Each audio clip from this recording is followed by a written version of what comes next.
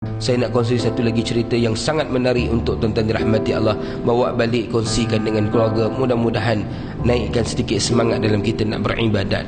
Satu hari tuan-tuan dirahmati Allah, saya dipanggil untuk uruskan satu jenazah. Petang, selingkungan dalam pukul 5 lebih tuan-tuan dirahmati Allah, saya dipanggil. Saya bergegas ke hospital. Sampai di hospital, saya dimaklumkan oleh seorang sahabat, "Ustaz, orang yang mati ini, yang Ustaz tunggu ni, si mati." Masa saya sampai itu jenazah belum sampai lah. Jenazah dalam perjalanan nak sampai. Sebab bila kita pergi ambil jenazah tuan-tuan, tak boleh pakai ambulan. Orang kalau dah meninggal, dia tak naik ambulan. Belum sah meninggal baru naik ambulan. Mati atas ambulan tak apa, tapi kalau sebelum naik dah mati, memang ambulan tak angkat. Itu memang tak tahu dia punya prosedur kot. Itu memang prosedur tuan-tuan. Jadi tuan-tuan dirahmati Allah, sementara tunggu tu saya diberitahu, si mati ini, orang yang meninggal dunia ini, baru selesai menjadi imam waktu asar. Dia jadi imam waktu asar, dia bagi je salam yang pertama, terus dia rebah. Jatuh betul-betul atas sejadah imam, tengah jadi imam. Allahu Akbar. Saya ternanti-nanti orang yang baik ini. Sampai saja dia tuan-tuan, saya terus tengok dia. Tengok dia dalam keadaan yang baik. Pihak forensik terus masukkan dia dalam bilik bedah siasat. Saya terus pergi ke tempat mandi, tuan-tuan dirahmati Allah, ambil kain, nak potong kain, nak sediakan untuk dia. Seorang kawan saya kata, "Ustaz, nanti dulu Ustaz, kita tak boleh uruskan dia lagi hari ni." Saya waktu tu tergamam. Orang yang matinya mulia, orang yang matinya hebat, tiba-tiba tak boleh diuruskan. Saya tanya kenapa. Kawan-kawan saya bagi tahu, dia kata, "Ustaz, si mati ni tak ada sebarang dokumen pengenalan diri. Kita tak tahu dia siapa, keluarga dia belum ada buat sebarang tuntutan, kita tak tahu nak hantar ke mana. Jadi terpaksa disimpan terlebih dahulu." Simpan punya simpan, tuan-tuan dirahmati Allah. Waktu tu hati saya dah gundah gulana, sedih. Maklumlah, masuk dalam peti beku ni tuan-tuan, tak payah tunggu 60 hari, 6 jam pun cukup dah beku. Dia beza tuan-tuan, beza peti beku rumah tuan-tuan dengan peti beku simpan mayat ni tuan-tuan. Pasal kita nak pastikan dia tak mengeluarkan bau yang busuk. Sebab tu kita bekukan dia. Sebab manusia ni tuan-tuan, sebusuk-busuk bangkai. Sebab tu jangan main-main kalau manusia ni dah jadi bangkai tuan-tuan, tak boleh tahan. Jadi tuan-tuan dirahmati Allah, saya waktu tu terpaksa lah merelakan. Sebab tuan-tuan kena faham, kalau tak ada urusan, tak ada maikat ni tuan-tuan, payah nak dapat lubang kubur. Payah. Lubang kubur Lembah Kelang ni limited. Nak dapat lubang kubur susah. Nak dapat lubang golf insya-Allah. Majulah sukan untuk negara. Ini realiti. Tuan-tuan kena faham. Ini tuan-tuan dirahmati Allah Subhanahu wa taala. Saya terpaksa lah, dengan hati yang lara, hati yang sedih, terpaksa tinggalkan si mati, masukkan dalam drawer, simpan. Saya tunggu sehari, saya tunggu 2 hari, saya tunggu 3 hari. Seminggu berlalu, tidak ada sebarang cerita. Daripada seminggu naik ke sebulan, tidak ada sebarang cerita. Dari sebulan naik ke 2 bulan, tuan-tuan dirahmati Allah. Setelah 60 hari, saya dihubungi oleh seorang sahabat. Ustaz ingat lagi tak jenazah tempoh hari? Okey, kita dah dapat pengesahan, kita dah ada keluarga yang datang tuntut, kita dah ada dokumen semua. Ustaz boleh datang kalau Ustaz nak urus jenazah. Kalau tak, saya panggil orang lain. Saya kata tak apalah, pasal saya dah mulakan hari tu, saya nak tengok pengakhiran dia macam mana. Saya pun bergegas. Masa saya bawa kereta ni tuan-tuan, saya terfikir agak-agak macam mana rupa si mati. Maklumlah tuan-tuan, dah beku. Macam tuan-tuan beli ikan kan, tuan-tuan beli ikan, tuan-tuan simpan dalam peti ais, simpan lebih 60 hari. Ikan jadi apa tuan-tuan? Ikan jadi lebam.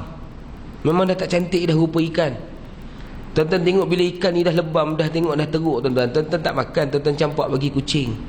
Kalau gamak kata kucing boleh bercakap, dia tanya balik, "Oh, ni ikan kembung ke batu cak kembung?" Jadi tuan-tuan dirahmati Allah, sampai saya di pekarangan bilik mayat tu, memang ramailah pegawai agama Islamnya, pegawai pihak berkuasa, PBT dan sebagainya lah, ramai. Ada seorang pegawai polis, dia tak ada calik tepi tuan-tuan, ada paku kat atas. Jadi pegawai lah datang jumpa saya. Dia sambut saya, dia kata, "Ustaz, kita bagi penghormatan dekat you buka jenazah."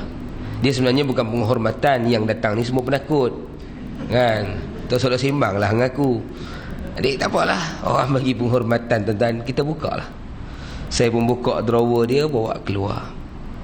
Saya duk fikir macam-macam dalam kepala ni tuan-tuan, serabut macam-macam.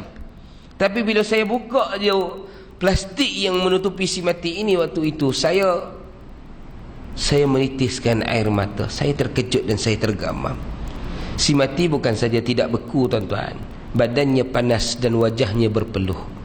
60 hari disimpan dalam peti beku, dia masih lagi panas, wajahnya berpeluh. Allahu Rabbi,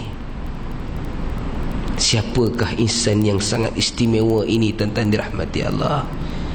Siapakah dia tuan-tuan? Bila ditanya kepada sahabat-sahabat, ramai yang menggiling kepala. Dia kata, Ustaz tanyalah seorang tu rapat dengan dia Ustaz. Saya pun mandikan dia, selesai mandi kafan. Saya bagi penghormatan pada kawan-kawan dia, nak tengok, nak cium ke sebagainya tuan-tuan. Tengah-tengah saya bagi penghormat, tengah-tengah saya bagi peluang, tiba-tiba saya dengar suara orang menjerit, Subhanallah, Allah, Subhanallah, macam-macam bunyi. Saya kata, sudah, ni Syiah ke apa ni? Saya pun lari patah balik tuan-tuan. Saya tanya, kenapa bising-bising ni? Dia kata, Ustaz tengok tu Ustaz. Di dahi si mati keluar kemerah-merahan satu perkataan ataupun kalimah yang kita kenali sebagai kalimah tauhid, alif lam lam ha. Allahu Akbar. Saya waktu itu menangis. Sekali lagi saya peluk si mati. Siapakah dirimu wahai sahabat? Siapakah dirimu wahai sahabat? Saya cium dahinya berkali-kali. Saya tanya pada seorang sahabat yang saya tengok dekat dengan dia, saya kata, kenal ke dengan si mati? Dia kata, saya kenal Ustaz. Si mati ini waktu umurnya 11 tahun dia jadi anak yatim piatu, tak ada keluarga. Jadi pondok ambil dia jadikan sebagai anak angkat pondok. Sayalah yang berkawan dengan dia daripada mula dia masuk sampai hari ini. Dia datang ke Malaysia ni Ustaz sebab nak cari peluang kerja sebagai imam. Dia baru 2 hari jadi imam di tempat tersebut. Kami pun tak tahu, sebab hari itu kami sama-sama dalam satu jemaah datang ke sini. Tujuan kami datang hari itu nak berdakwah. Tiba-tiba dia tak nak balik pasal dia nak jadi imam. Dia ditawarkan jadi imam. Jadi Ustaz, sejak saya kenal dia daripada umur 11 tahun, dia ni susah dan sukar untuk tinggalkan solat malam. Dan antara solat malam yang menjadi rutin hidupnya adalah solat sunat tasbih. Allahu Akbar. Bila saya dengar tuan-tuan, lagi menitis air mata.